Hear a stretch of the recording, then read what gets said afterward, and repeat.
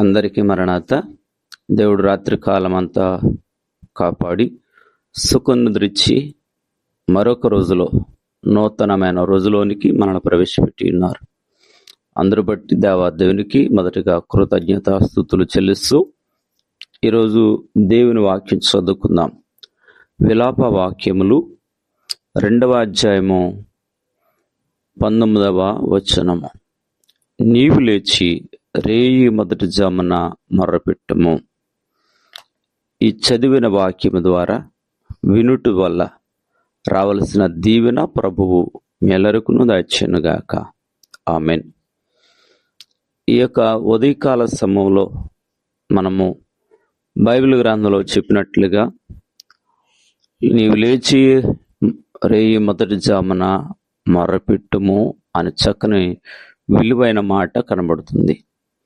ప్రతి విశ్వాసి కూడా, ప్రభును వెంబడించుచున్న ప్రతి వ్యక్తి కూడా ప్రతి తెల్లవారుజాము లేచి ప్రార్థన చేయాలి.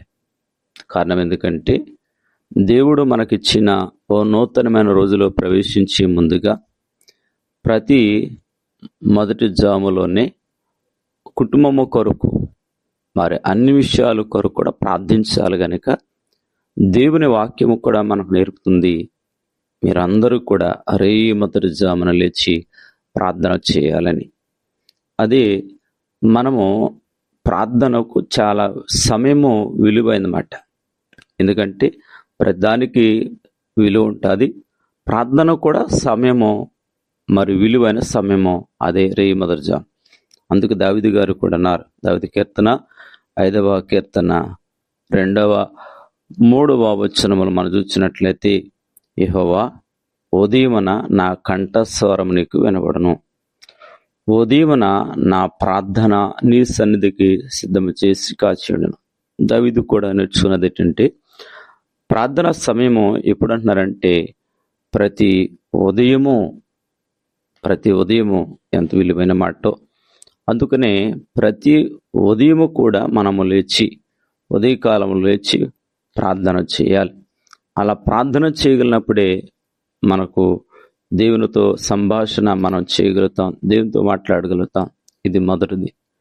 రెండవదిగా మనం చూసినట్లయితే యోవేలు గ్రంథములో 2వ అధ్యాయము 17వ వచనములో మనం చూడగలుగుతుంటాం. కారణం ఎందుకంటే యెహోవాకు పరిచయం చేయు యాజకులు మండపమునకును బలిపీఠమును మధ్య నిలబడి కన్నీరు విడుచుచు యెహోవా నీ జనుల ఎడల జాలి చేసుకుని, ఇక్కడ మనం చదివిన వాక్యంలో జనులకు మధ్య నిలిచి ప్రార్థన చేయాలి అంటున్నారు. ఎలాంటి ప్రార్థన అనంటే కన్నీటి ప్రార్థన. కారణము మరి ప్రజలకును లేక నీకును కుటుంబానికి, మరి మనమే కాదు, మన కోసమే కాదు, అందరి కోసం కూడా, మరి కుటుంబం కోసం సంఘం కోసం కూడా మధ్యవర్తిగా ఉండి నువ్వు ప్రార్థించాలని వాక్యం చూపిస్తుంది. ఇక మూడవదిగా మనం చూసినట్లయితే ప్రార్థనలో కన్నీటి ప్రార్థన ఎవరికి తాకుతాయి అనంటే ప్రభు యొక్క గుండెలకు లేక ఆయనలోనికి ప్రార్థన వెళుతుంటుంది.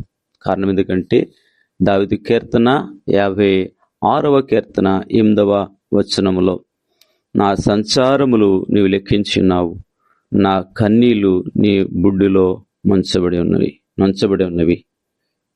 నా కన్నీళ్లు నీ బుడ్డిలో ఉంచబడి ఉన్నవి అంటున్నారు. కనుక మనం కన్నీళ్లు కార్చి ప్రార్థించినట్లయితే అవి దేవుని దగ్గరకు చేరుతాయి. కనుక ఈ దినము ఈ వాక్యాన్ని బట్టి నేర్చుకోవాల్సిందంటే ప్రతి ఉదయము ప్రార్థించాలి, ప్రతి రాత్రి కూడా కన్నీళ్లతో ఆనందంతో మనం ప్రార్థించాలి. అప్పుడే రావలసిన దీవెన ప్రభు మీకు ఇస్తుంటారు. మర్చిపోవద్దు, ప్రతి దినము ప్రార్థన చేయండి, ప్రతి ఉదయకాలం లేచి ప్రార్థించండి. ఆ తదుపరి మీకు అన్నీ కూడా మేలుకరముగా కనబడుతుంటాయి.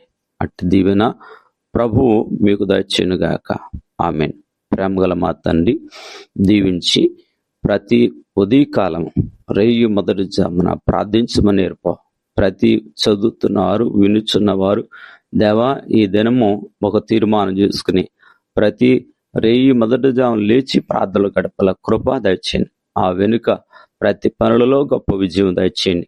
దీవించమని ఈ రోజంతా ప్రతి వారి కుటుంబాన్ని మేలుకరంగా నడిపించి దీవింపను చేయమని త్వరగా వచ్చుచున్న యేసు నామములో అడుగుతున్నాం తండ్రి, ఆమేన్. తండ్రి, కుమార, పరిశుద్ధాత్మ దీవెన తోడుగా ఉండను గాక. ఈ వాక్యము ఎవరు వింటున్నారో వారికి అందరికీ రావాల్సిన దీవెన ప్రభు మిలరు దయచేయును గాక. ఆమేన్. అందరికీ మరణాత. దేవుడు మిమ్మల్ని దీవించును గాక. అబ్రహాము దేవుడా, రేయి మొదటి జామున నిన్ను